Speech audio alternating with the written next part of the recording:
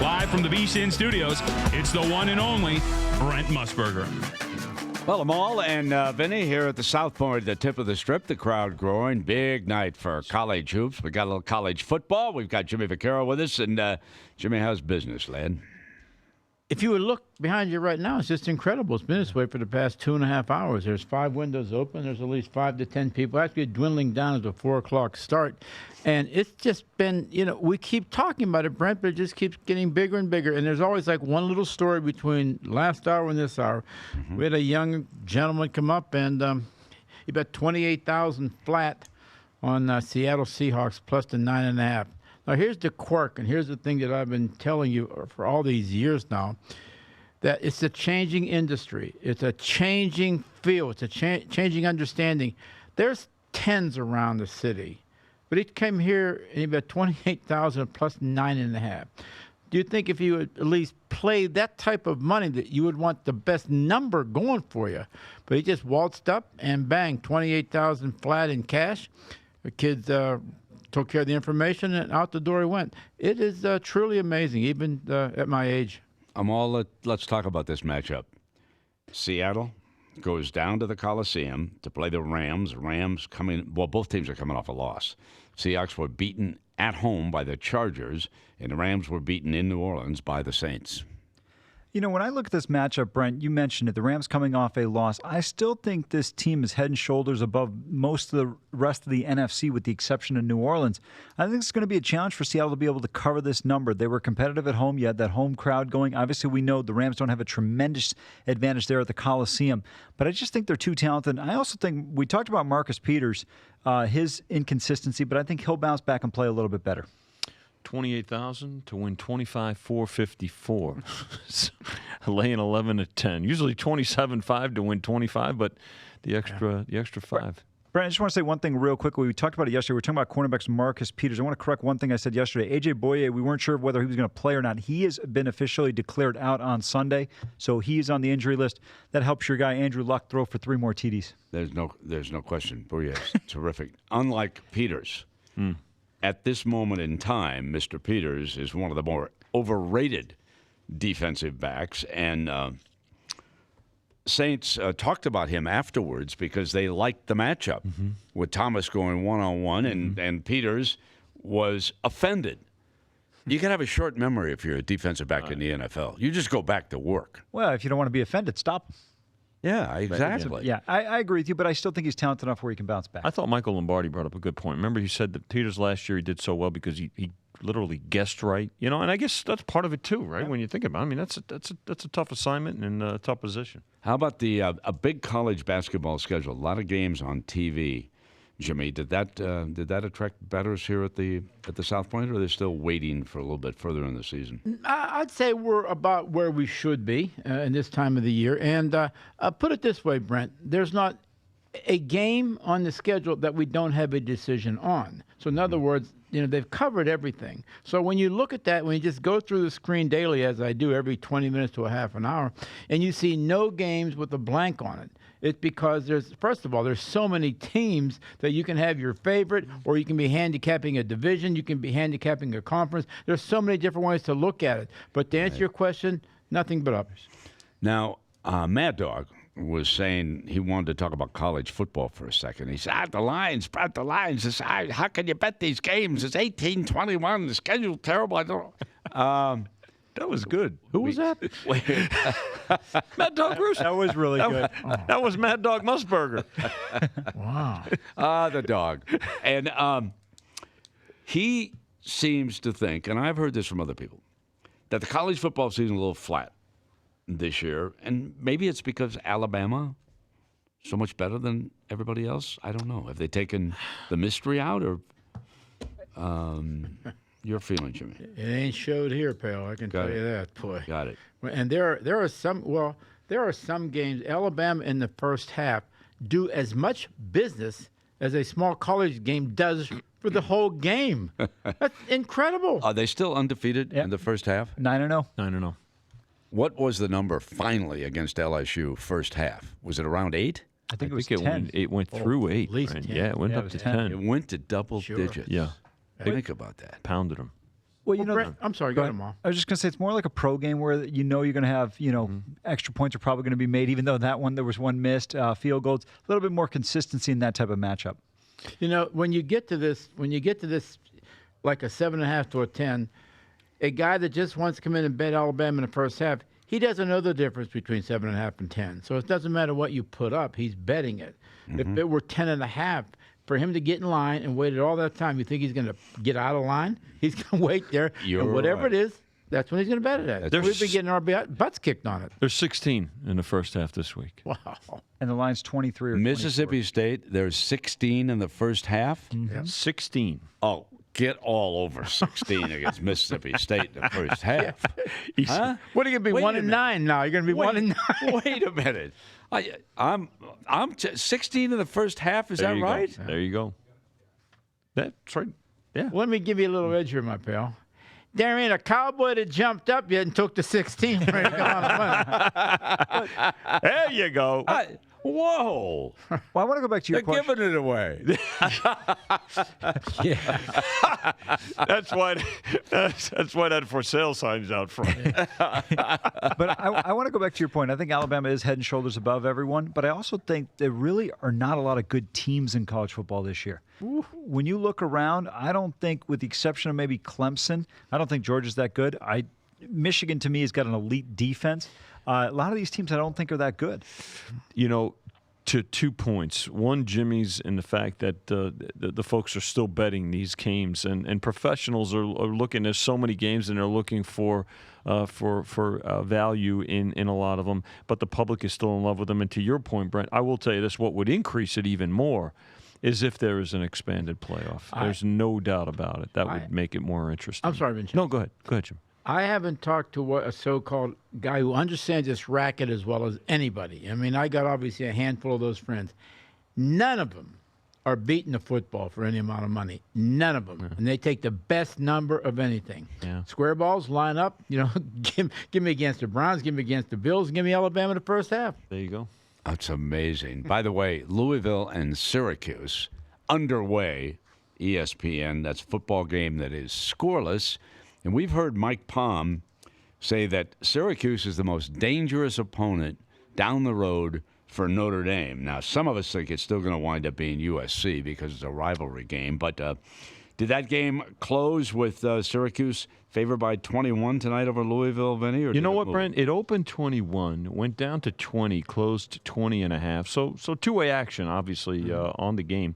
And the total, not a lot of movement, just a little bit to the under from 69, 68. Now it's close 68.5. So actually, two-way action on this game. Speaking of action, I couldn't believe that Wake Forest defeated North Carolina State. I thought Amal that I had seen. State had an easy lead. What was it, 13-3 at the end of the first half? And I saw the final 27-20. What happened? Wake Forest scored 2 touchdowns in the fourth quarter to come back in that one. NC State just couldn't shake them all night. Great job by Wake Forest, who had been struggling throughout the course of the season, especially defensively, but did a nice job of stymieing State's offense. NC State won. I'm sorry, Jimmy, but remember the special teams play too favored NC State. But credit Wake Forest, 24-10 in the second half to take the game. Obviously we lose our share of these money line plays, and we've gotten carried out. But a guy yesterday read a post on bet 10,000 to 1,000 on them, and lost his money.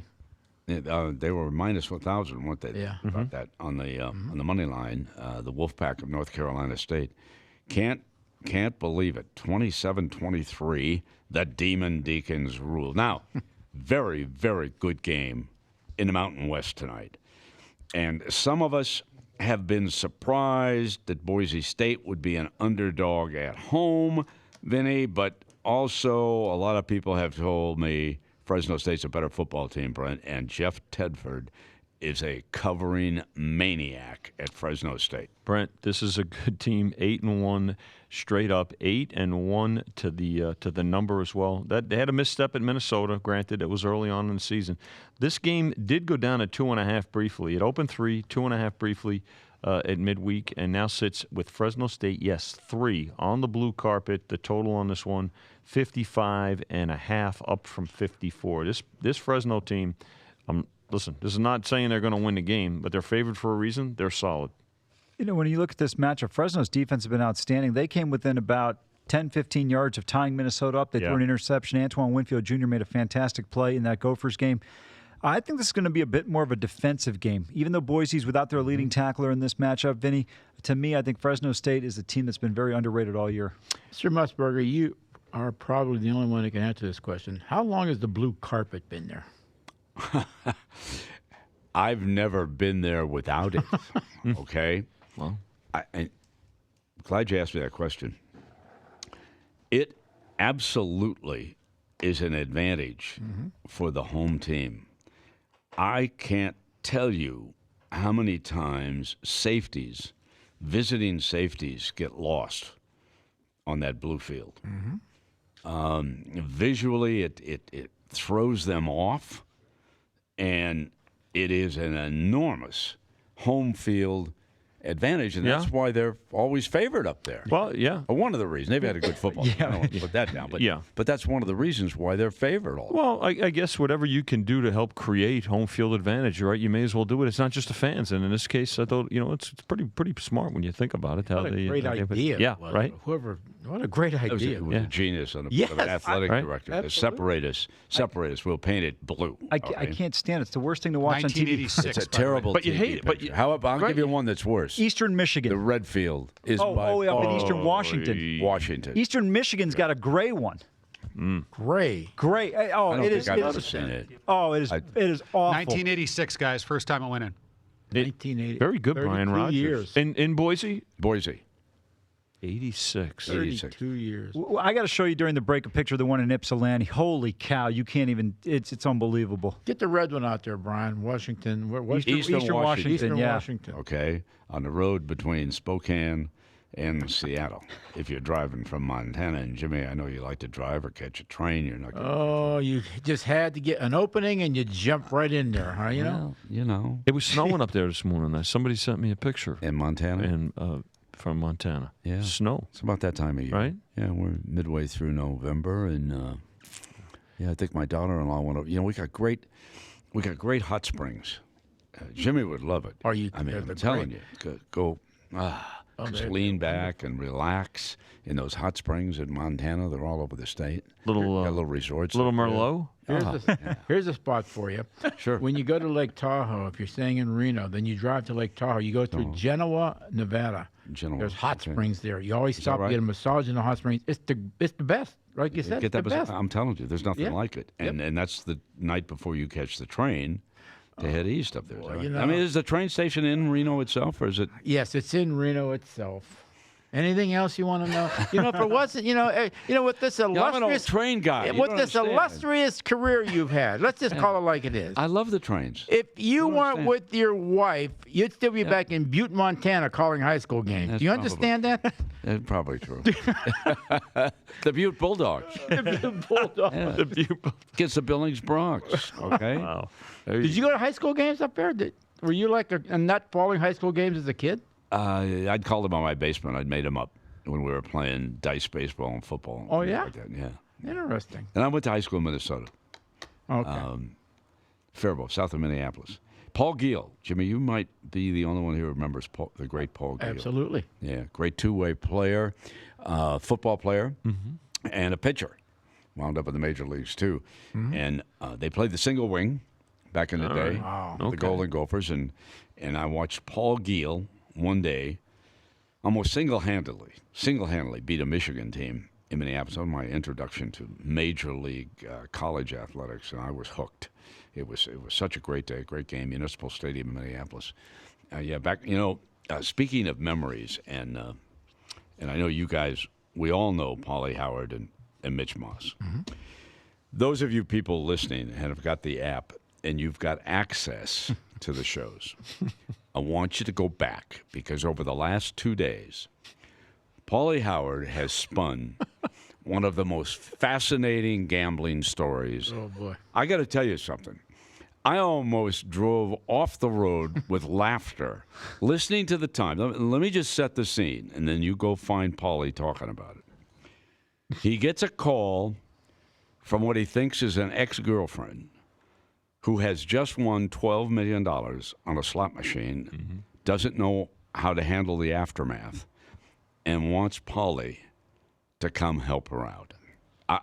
It is a story for the ages, and I hope you listen to Paulie Howard and Mitch Moss in the morning anyway. It's the best. It's the best sports talk radio show any place. Okay, they're unbelievable. But this one was over the edge. I've heard a lot of stories about Paulie and Mitch. I'd never heard this tale before, and it goes on and on and on as a relationship did. And then it came to an end, okay? And it might be the worst beat that Paulie Howard has ever suffered. So I would just... He never called us, Jimmy. Oh, he called me about 2 days after. Oh, after. He was sleeping, and she called him up, and he hung up on her the first time because she was playing with the extra tickets you get for when you play all night long. They give you a little bit. She went broke. She had these tickets left that they give to you. So when he hung up on her the first time, then he went downstairs, and you're right. She took the $12 million. It was a $17 million jackpot, I think, and then they took the tax out, whatever. And he ain't been right since. That's right. So I'm telling you, go to VSiN. You got to find the last 2 days. He's had two. He's told things twice, different anecdotes about the story, and I don't think he's ever told it publicly before. At least I had heard. Good story. He did now. Stick right here. Okay. We're going to take a break. We're going to come right back. VSiN.com, Sirius XM 204. It's My Guys in the Desert with Brent Musburger, only on the Vegas Stats and Information Network. Keep up to date with everything in the world of sports gaming by going online at vsin.com. If you didn't catch VSiN last week, here's some of what you missed. Your top 5 in college, better than perceived: Oklahoma, Ole Miss, interesting, Maryland, Purdue, and Louisiana Lafayette. One of the teams that stood out for me there this year is Ole Miss. Ole Miss has a very potent offense, and on my effective scale, they're actually averaging 44.3 points per game. The last 4 games, I believe they're 5-3 now, and their last 4 games are teams you could consider either a toss-up or games they should win. I think this is a team that could go on a run in November. What do you guys do there to make sure that that's really what he wants? Like the Purdue buying the hook makes absolutely no sense. Yeah, I mean, I happened to be walking through the back room right when he came up to the counter. I was talking to the guys, and I saw the bet, and I just said to myself, you know what, I'm going to go out there, I'll say hi to him and just make sure that's what he wants to do, just to cover every base. And he told me that's what he wanted to do. I probably would have done something similar if he tried to buy the half point on a pick'em game. I mean, I would just take 30 seconds to just walk out there and verify that's what the guy wants. The last thing you want is a guy making a huge bet coming back to you later saying this is not what I wanted. So you're on a bit of a roll here calling these. What are you looking at on the schedule this week from an ATS perspective? Houston's one of the hottest teams in the National Football League. Very explosive offense with a few extra days to prepare for this trip to Denver. Denver just traded away one of their more productive players. I don't see any reason why Houston shouldn't be favored in a game against Denver. I don't care where it's being played. I like the Texans. I think we need to take a moment of silence. Thank you. You guys had 2 losing weekends in a row. Feel bad for you. The books did? We actually did okay, John, because we posted the baseball futures on Sunday. Okay. So we won a lot on the Red Sox, so like in the bottom line, it looks okay. But the NFL didn't go well. The Patriots covered last night. Yes, they did. I don't know if you caught that. That was not good for the books. 16 unanswered. A ball was caught yesterday, that's for sure. 16 unanswered points in the final 17 minutes. The Bills were covering for 54 minutes. That was a tough one, man. Now back to Sin City and My Guys in the Desert with the legend Brent Musburger, live on the Vegas Stats and Information Network, Sirius XM Channel 204, and vsin.com. Now, all right, we're talking about winners here at the South Point, the tip of the strip. The crowd grows. The game's, of course, beginning, just getting underway. Big basketball tonight, along with college football. By the way, I saw a Buster Olney scoop move on ESPN. Very good baseball reporter. The Cubs would trade Chris Bryant, okay? That came as a bit of a surprise, but when Olney says it, that means he's talked to somebody in the Cubs front office, and they would trade Chris Bryant. Obviously, it depends on what they're offered in return. For what, though? Why would that one shocks me. I saw Bryce Harper turn down $30 million for 10 years in Washington. Which I thought was a mistake. I know, but did you? Yeah. Well, because there's a couple things. Number one, how much more money than $300 are you going to get in 10 years? And here's the thing. I think a lot of teams are going away from that nowadays. Yeah. I think they're starting to realize that is the risk worth the reward. Yeah, that's Des Bryant. That's exactly. Ask Nerlens Noel. He turned down $78 million from the Mavericks for 4 years. And we're going to be asking Le'Veon Bell too. Believe me, and that's that'll come to an end next week on Tuesday. I think everybody expects him to report. What Mickey Mantle make his highest year? 100,000. Yeah, something like probably that. 150, something like that. It was just. Remember Koufax and Drysdale? Yeah, they both held out, right? Remember? Oh yeah, they battled Walter O'Malley. Yeah. Just to get up there. Right. And I just saw Bob Gibson. Happy birthday! 83 years old. Wow. 83. Bob Gibson is 83. I guarantee it. You bet you could. He was a great athlete. He was a great basketball player. Yes. He played the Harlem Globetrotters out of Omaha. Oh, Bobby Gibson. Wow. Yeah. He's a great athlete. And I guess of all the guys I've seen, you say, I take this guy for one game or that. Let me tell you something. Gibson's in that debate with Koufax and those guys. One of the best pitchers I ever saw. I saw him pitching. One of the reasons why they lowered the mound. Yeah. That one season. He was getting everybody out. How about a dust back from him? Oh, yeah. Oh, yeah, baby. Oh, you do some of those things to show people up, and you're playing against Gibby, you're going to the ground. The two toughest in those situations were one Gibson and two Drysdale. You're going down. Okay. Yeah, but the dryer comes sidearm yeah. he was really one back out. A different angle. Yeah.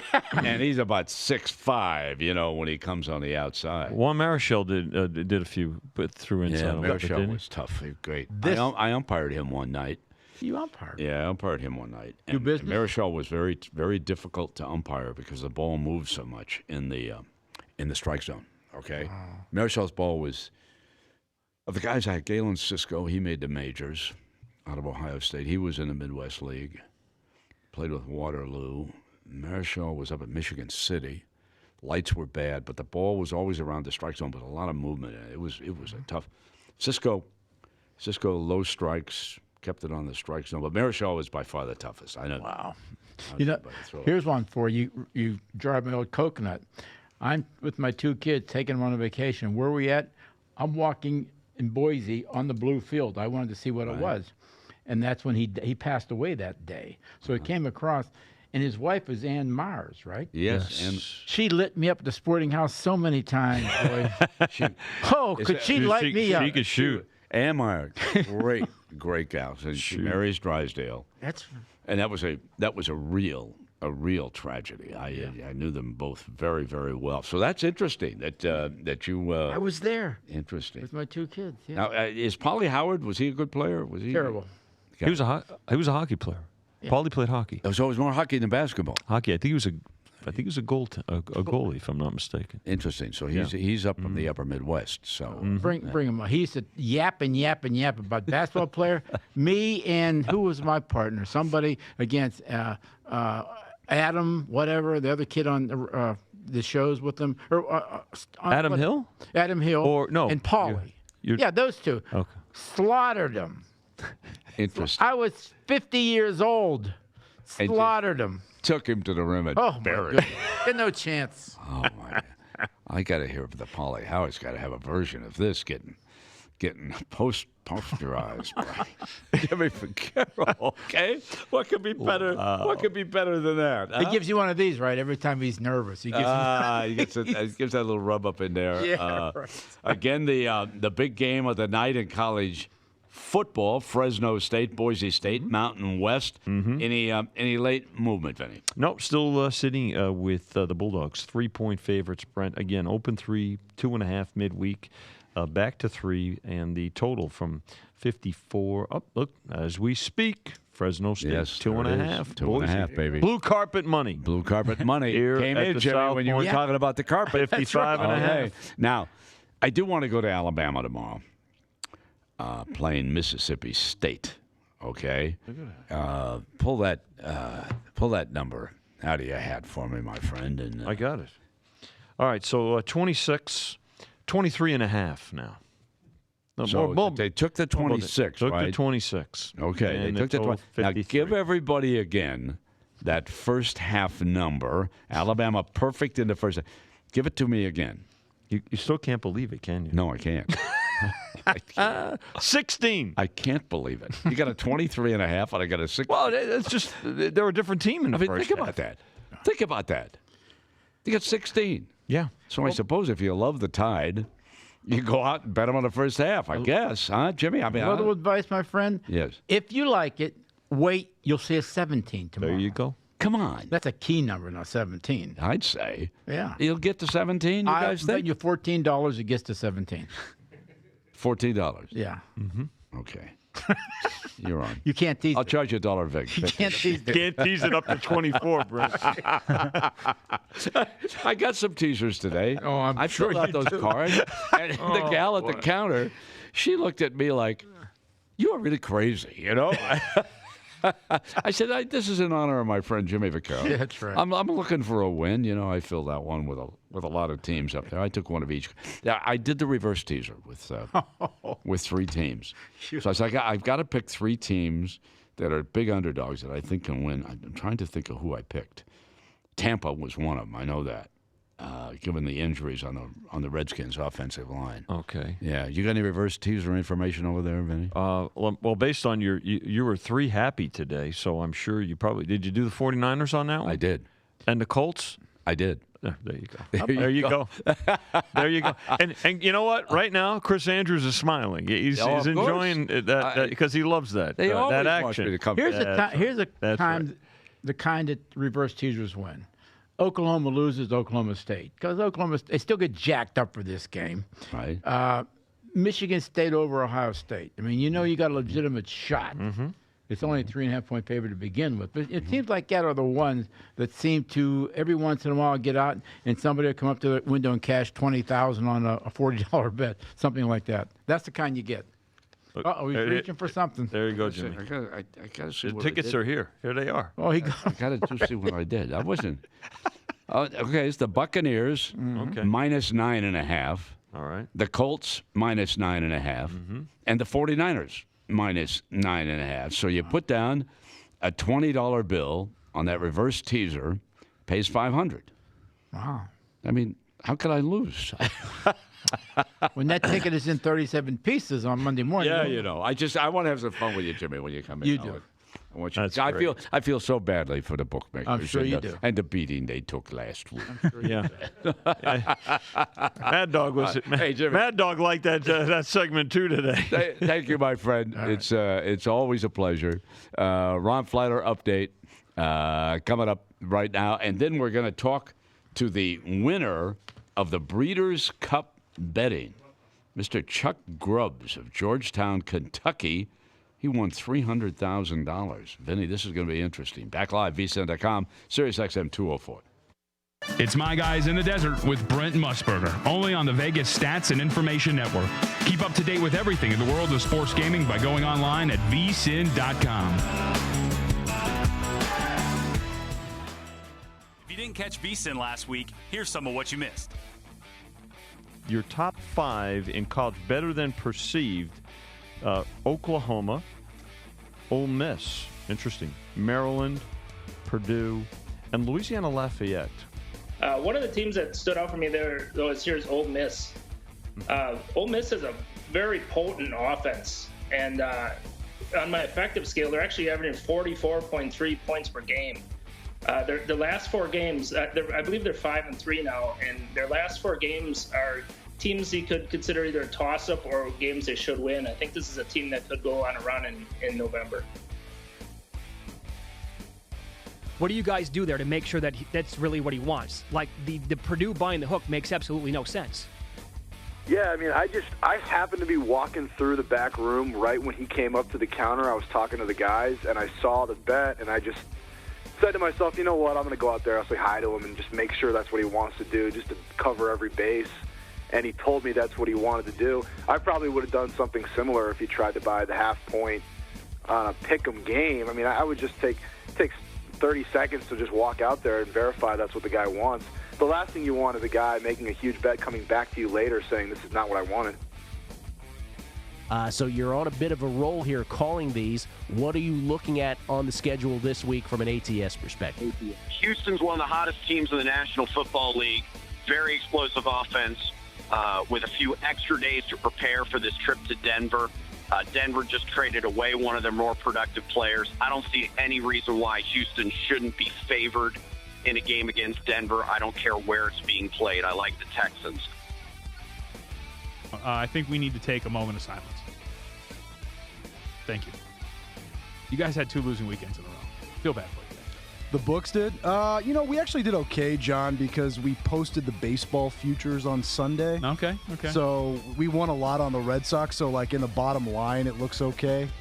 But the NFL didn't go well. The Patriots covered last night. Yes, they did. I don't know if you caught that. That was not good for the books. 16 unanswered. A ball was caught yesterday, that's for sure. 16 unanswered points in the final 17 minutes. The Bills were covering for 54 minutes. That was a tough one, man.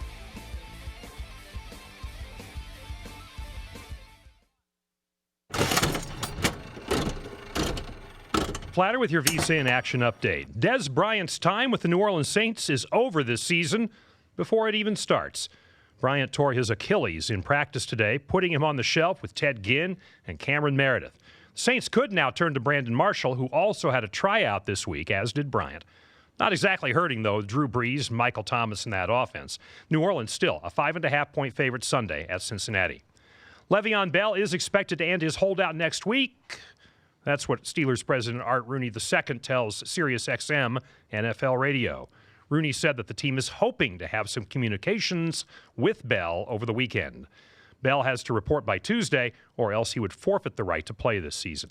Pittsburgh is off this weekend after blowing out Carolina last night, 52-21. But the Steelers don't know yet about James Conner. Bell's replacement suffered a concussion last night, and he is still in the protocol. College football underway now under the Dome in Syracuse, where the Orange closed a 20.5-point favorite against Louisville. 3 minutes to go first quarter, no score. Later, number 23 Fresno State is laying 2.5 at Boise State. Attending his grandmother's funeral, Kyrie Irving will not be playing tonight for the Boston Celtics. They are catching 5.5 in their game at Utah. Going on right now in the NBA, Washington closed a 4-point favorite at Orlando. Under a minute to go first quarter, Magic 29.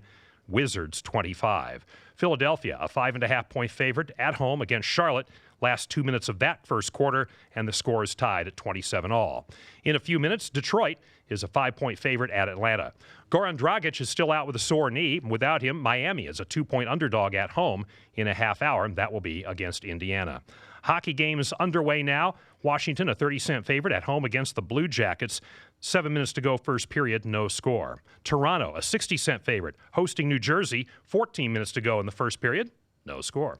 In a few minutes, Detroit is a 30-cent favorite hosting the Rangers. ESPN reports that Cubs president Theo Epstein will listen to trade offers for any player on the roster, including third baseman Chris Bryant. Minnesota's Joe Mauer has retired after 15 years in the Bigs and an MVP award 9 years ago. Take advantage of VSiN's midseason special. Get total access to our live and archived video, plus Point Spread Weekly and our special betting guides. Costs only $99 for the rest of the season through the Super Bowl. Sign up at vsin.com/subscribe. Back to Brent Musburger now, here on VSiN. Now back to Sin City and My Guys in the Desert with the legend Brent Musburger, live on the Vegas Stats and Information Network, SiriusXM Channel 204, and vsin.com.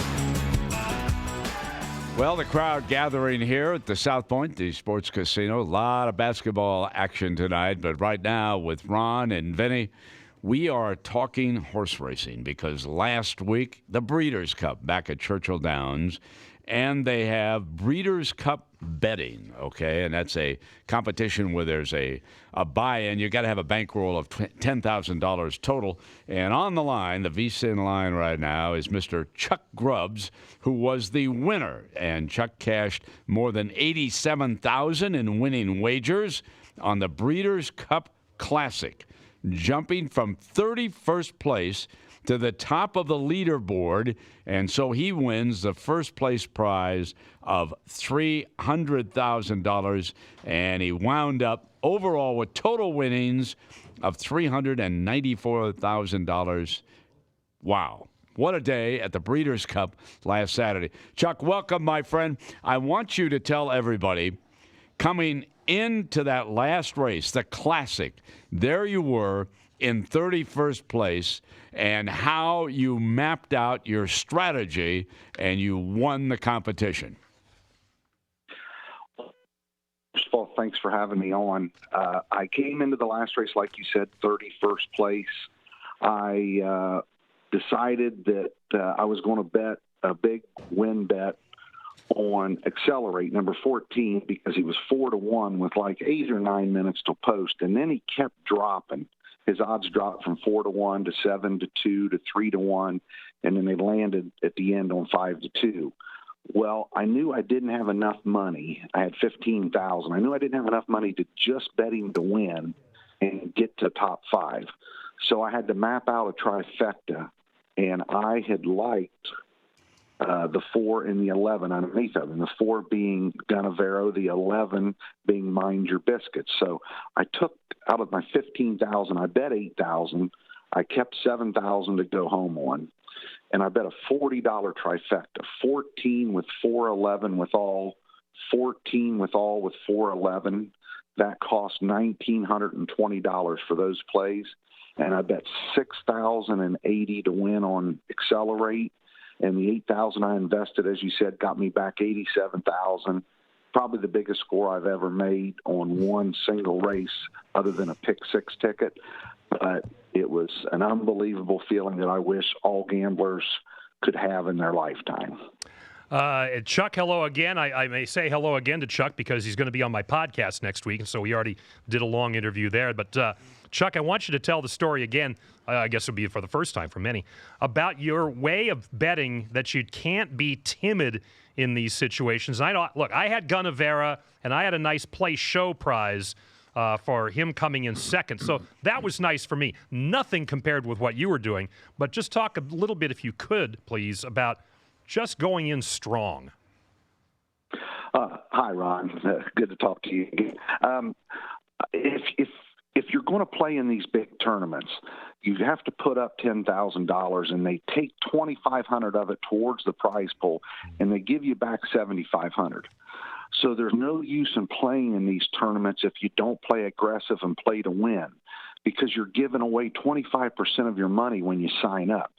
So almost all the big players that play in these tournaments play to win. They're going to take a chance to get to the top towards the end with some type of big bet, whether it be a win bet, a daily double, or a trifecta or exacta.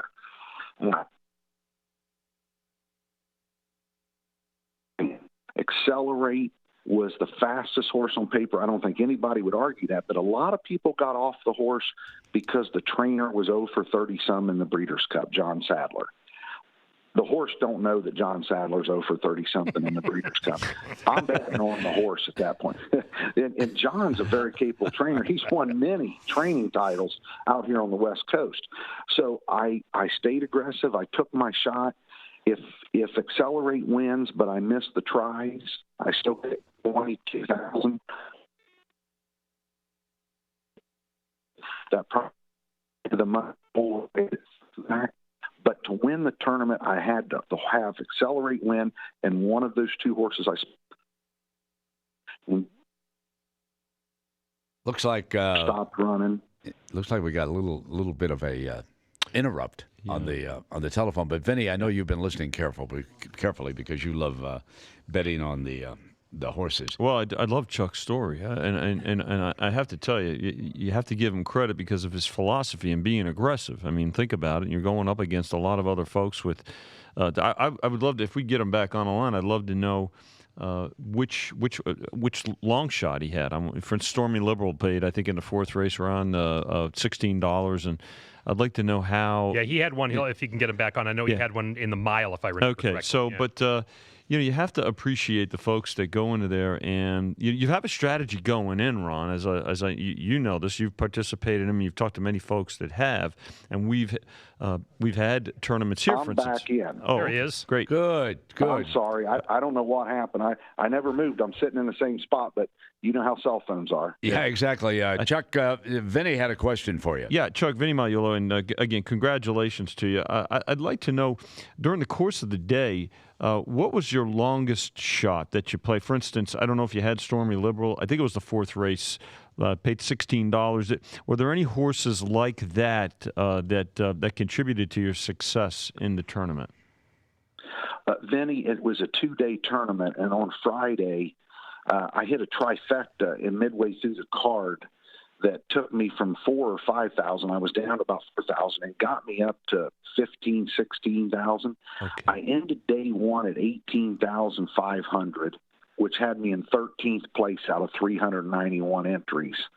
And I got up as high as 9th place early in the second day, and then I just kind of slowly fizzled out and hung around, 15, 16, 17,000. Then the last, I had 15,000, and that's where I took a shot, like I said, with 8,000. But I didn't really hit anything good on the second day except the race that mattered, the race I bet all my money in.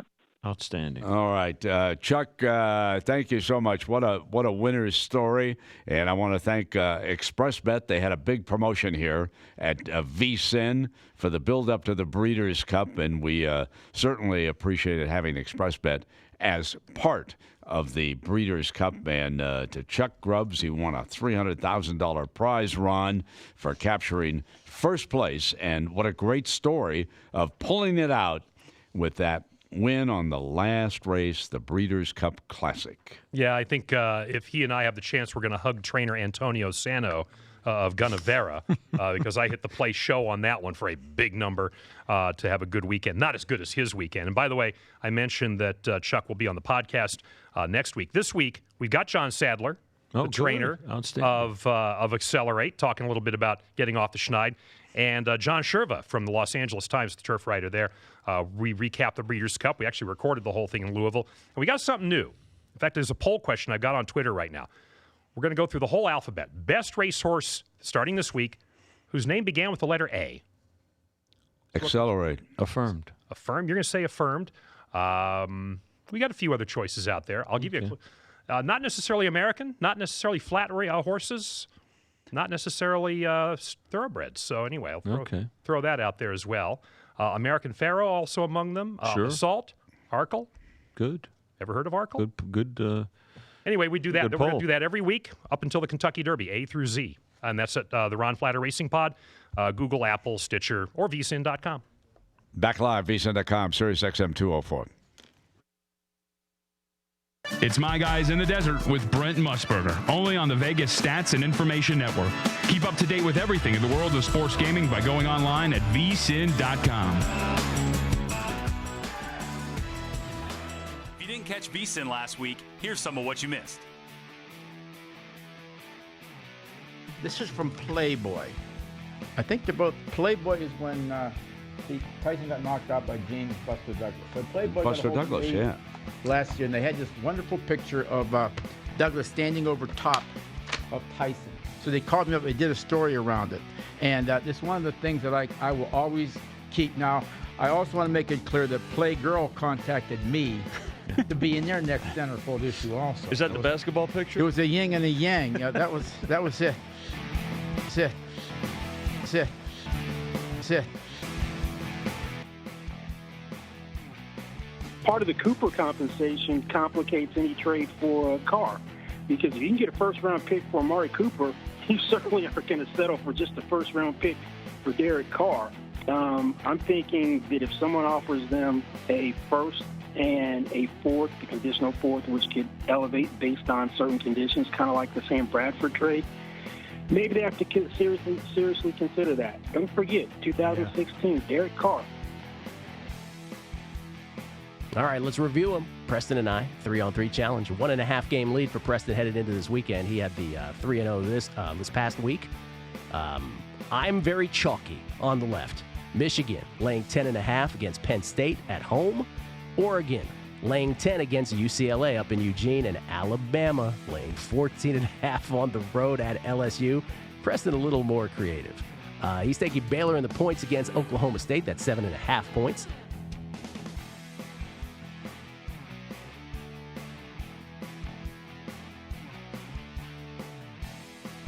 Big move for Houston. We know about what this offense really is, right? It is Deshaun Watson finding guys downfield. You lose Fuller to a torn ACL, so this was a position of need. And this is a move that I like. And you only swap a 4th-round pick, and then you exchange 7th-rounders. I think this is a good addition for Houston Texans, which, by the way, I had no business at the beginning of the year still being alive at this Houston Texans ticket to win the AFC South.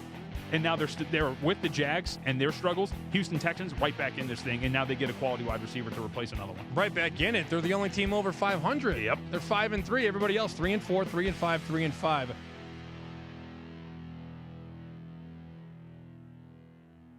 Now back to Sin City and My Guys in the Desert with the legend Brent Musburger, live on the Vegas Stats and Information Network, SiriusXM Channel 204, and vsin.com. College hoops, and Texas leads Arkansas 29-20 in the big one on the college basketball schedule tonight. I want to go back to some of the late injury reports that have come in. This one regarding the Sunday night game on NBC between the Cowboys and the Eagles. For the Cowboys, out. Wide receiver Austin, defensive end Charlton, defensive end Irving, linebacker Lee, linebacker Thomas, guard Williams. All are out for the Philadelphia Eagles. Running back Sproles, cornerback Mills, cornerback Jones. Those 3 are out. Late afternoon coming in on the Seahawks and the Rams. For the Seahawks, cornerback Thorpe listed as doubtful. No one else declared out. For the Los Angeles Rams, no one has been declared out. And here is a good story. For the Rams, Todd Gurley, the running back, full participation. Now, 2 key players of the offensive line did not participate in practice, but they have not been scratched. Center Sullivan and left tackle Whitworth did not practice today. For the Chargers going into Oakland to play the Raiders, Joey Bosa out.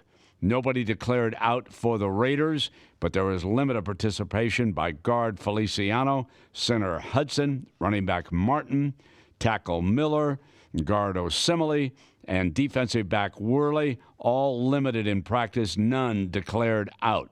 Patriots and the Titans. For the New England Patriots, nobody has been declared out. But those who did not practice and are questionable, tackle Brown, tight end Gronkowski, linebacker Hightower, tight end Hollister, guard Masson, running back Michelle, all limited participation, and they are questionable.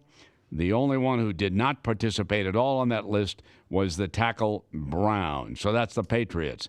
The Titans have listed tackle Conklin with a concussion, a starter on that offensive line, out. Questionable. Wide receiver Sharp, wide receiver Taylor, defensive tackle Logan, linebacker Morgan. So those some of the late starting games, getting you up to date with the injuries. I think I saw Amal and Vinny. I think I saw that Syracuse had pounded in the first touchdown on Louisville, 7-0. Is that what we have right there? They did, Brent, and they just added a field goal. So they're up 10-0 early second quarter. And again, they did close as 20.5-point favorites tonight.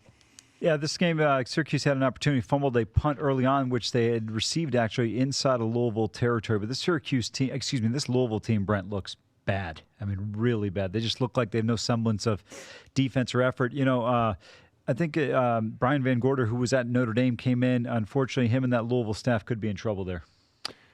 Boy, there's scandal has rocked that university, and it wasn't so long ago. They had the champions, NCAA basketball champions, and Their football team was competing. Remember, there was talk of them they were in the playoff hunt a couple of years ago, but they brought a lot of this on themselves. No question about it. And how about the basketball game between Texas and Arkansas? Texas. Sorry, go ahead. Go ahead, Amal. Go ahead. Texas fell behind early, Brent, but they've rebounded. Have taken a nice lead here in this particular matchup. Last I saw that, I think they were up by about 7 points. Actually, up by 9 now. 31-22. 4 minutes to go in the first half. 6.5 point favorites, Brent. They opened and closed. All right. Well, the New Orleans sources are telling everybody that they think Des Bryant tore that Achilles, and that would scratch him for the rest of the season. With the last play of the day of practice before they get ready to fly up to Cincinnati for that game with the Bengals. And the report out of the Ravens, for some reason I missed this early. Quarterback Joe Flacco is ailing, and Week 11, that start is in question as the Ravens are one of the 4 teams off this week, along with Denver, Houston, Minnesota. Vikings, Texans, Broncos, Ravens, this is their bye week. You know, Brent, I think Ravens are going to have to figure. I've seen the Ravens quite a bit, obviously, and saw them last week when the Steelers went in there and got their revenge.